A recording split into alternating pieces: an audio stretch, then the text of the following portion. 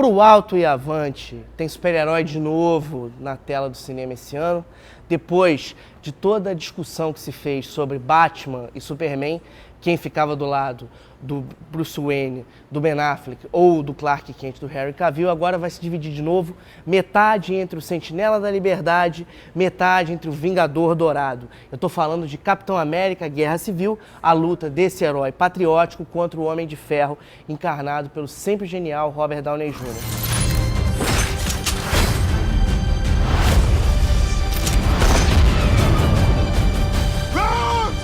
Parece que está virando uma modinha essa coisa de briga um com o outro, mas não é. Na verdade, isso tem a ver com uma relação direta com um tipo de dramaturgia quadrinística que mais vendeu quadrinhos nos últimos tempos, que são essas sagas formadas entre conflitos internos entre heróis. Não por acaso, em breve, os X-Men vão sair no braço com os Vingadores.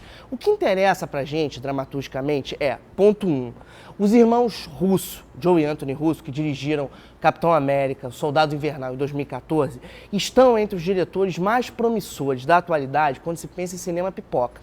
O que eles fizeram com o filme desse Vingador, lá, ao mesclar elementos das narrativas de aventura, das narrativas fabulares, com uma estrutura típica de cinema de espionagem, marcou época, rendeu milhões e criou um dos filmes mais adultos dessa linhagem de vigilantes mascarados que a gente viu nos últimos tempos.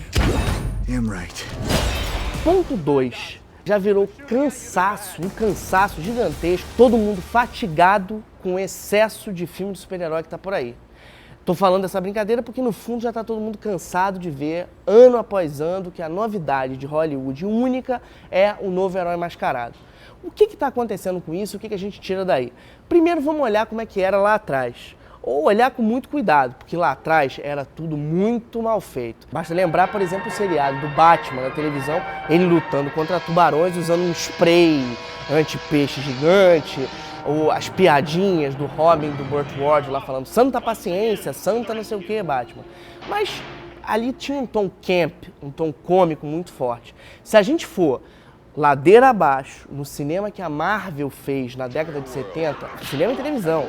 Basta lembrar, por exemplo, do seriado tosquíssimo do Homem-Aranha para a TV, na década de 70, de uma adaptação frustrada do Doutor Estranho, que mais parece um filme de terror classe Z. Bota, por exemplo, o José Mojica Marinho, Zé do Caixão, perto dele, é um rei dos efeitos especiais. E fora tentativas aqui a colar que pipocaram nos anos 90, como por exemplo Geração X, um Liga da Justiça estranhíssimo e o Quarteto Fantástico do Roger Corman, que é uma grande piada. O que interessa é que nessa tentativa de erro e acerto, tanto a Marvel quanto agora a DC alcançaram um formato dramatúrgico mais interessante. Essa dramaturgia tem a ver com a estrutura de saga que foi transposta para o cinema. O que eu estou querendo dizer com isso? A gente vê, por exemplo, os Vingadores 2 puxando para o Capitão América 3, que puxa para o Thor 3, que puxa para o Homem-Formiga, ou seja, a gente tem um networking de super-heróis que mais do que um networking de personagens é um networking de dramaturgias. Então a gente está vivendo uma dramaturgia cinematográfica de um jeito que nunca se viu antes. Algo que emula direto o formato dos quadrinhos. Isso é uma inovação.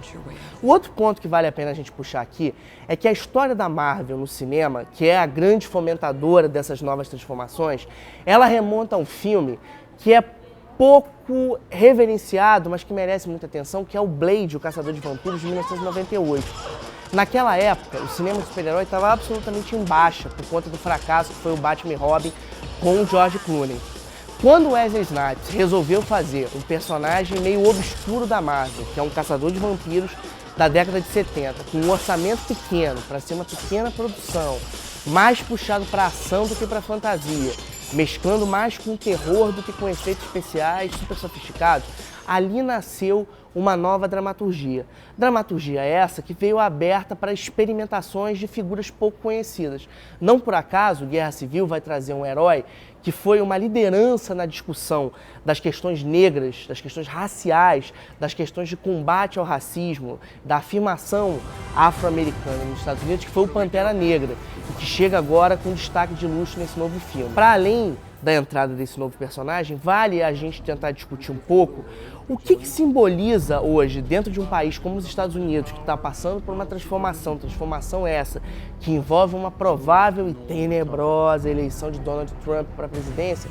O que significa o papel do heroísmo, do super-heroísmo, do vigilantismo dentro da ficção? Será que, de uma certa maneira, a população americana não está carente de um basta para toda a violência, para toda a ameaça de terror, para todo o medo e para toda a ressaca política que veio a reboque da crise? É tudo isso que um filme como Capitão América, Guerra Civil nos faz pensar. Para pensar mais e melhor sobre cinema, continua aqui com a gente em Ponto.